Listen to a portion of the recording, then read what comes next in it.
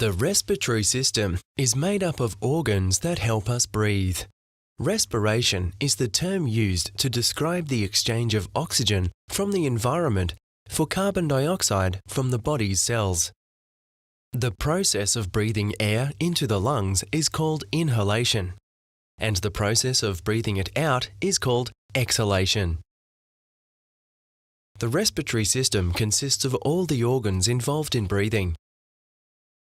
These organs all have their own unique functions that enable us to breathe as we do on average 23,000 times a day.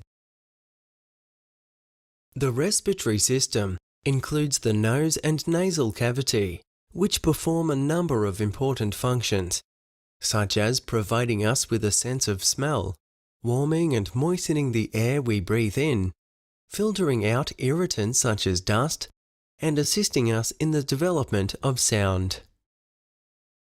The throat, also known as the pharynx, is a tube that carries air from the nasal cavity through the voice box, otherwise known as the larynx, down into the windpipe or trachea. The windpipe then splits into two breathing tubes, which carry the air into the lungs. These breathing tubes are called the bronchi, which extend into the bronchioli.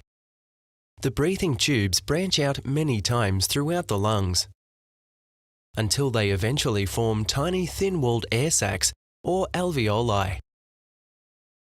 The respiratory system does two very important things. It brings oxygen into our body, which we need for our cells to live and function properly. And secondly, it allows us to exhale carbon dioxide from our body. Carbon dioxide is the waste gas that is produced as a part of the body's energy-making process. As you watch the inhalation through the nose, throat, voice box, and into the breathing tubes, you will notice the lungs inflating. As we breathe in, muscles are working to inflate the lungs.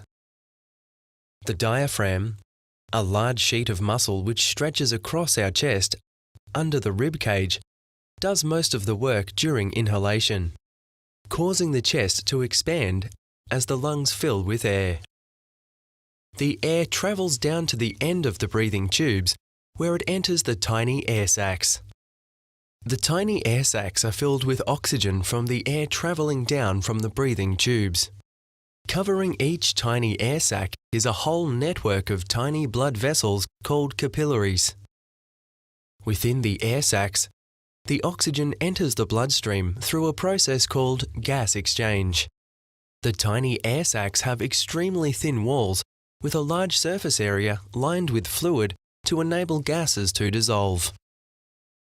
The oxygen particles from the inhaled air pass through the walls of the tiny air sacs and surrounding capillaries and into the red blood cells inside. The oxygen particles are then carried in the blood by structures called arteries. The arteries carry oxygenated blood around the body to all your organs and tissues. This process is essential for our well-being. As the oxygen particles are diffused through the walls of the tiny air sacs into the bloodstream, carbon dioxide, a waste product of the body, is travelling in the opposite direction. The deoxygenated blood is carried in veins from the organs and tissues back to the lungs. Carbon dioxide is diffused from the blood through the capillaries and into the air within the tiny air sacs. Now that the air in the tiny air sac is saturated with carbon dioxide, the exhalation can now occur. Watch as the diaphragm relaxes and air is forced out of the lungs. The air travels back up the breathing tubes and is expired into the atmosphere. The lungs are a lot like balloons in that they require energy to expand, but no energy is needed to get air out. This makes exhaling an automatic response after inhalation.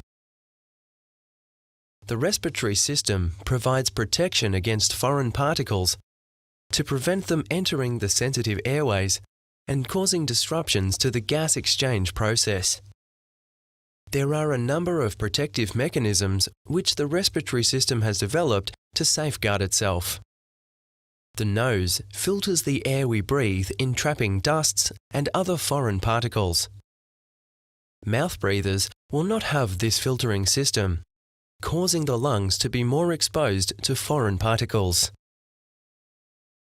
If the dust does happen to get past the nose, the airways are lined with a sticky mucus which catches the foreign particles. Tiny hair-like structures line the airways to help move the mucus. The cough, which is a reaction to irritated airways, removes the sticky mucus from the airways. Mouth breathing has a number of impacts besides bypassing the filter system of the nasal cavity. Air inhaled through the mouth doesn't have the chance to get humidified in the nasal cavity, exposing your breathing tubes to harsh, dry and uncleansed air.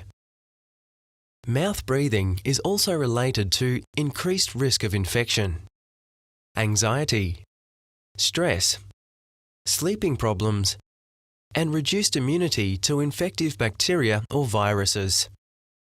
Breathing through your mouth can impact the body on a cellular level through oxygen and carbon dioxide deficiencies.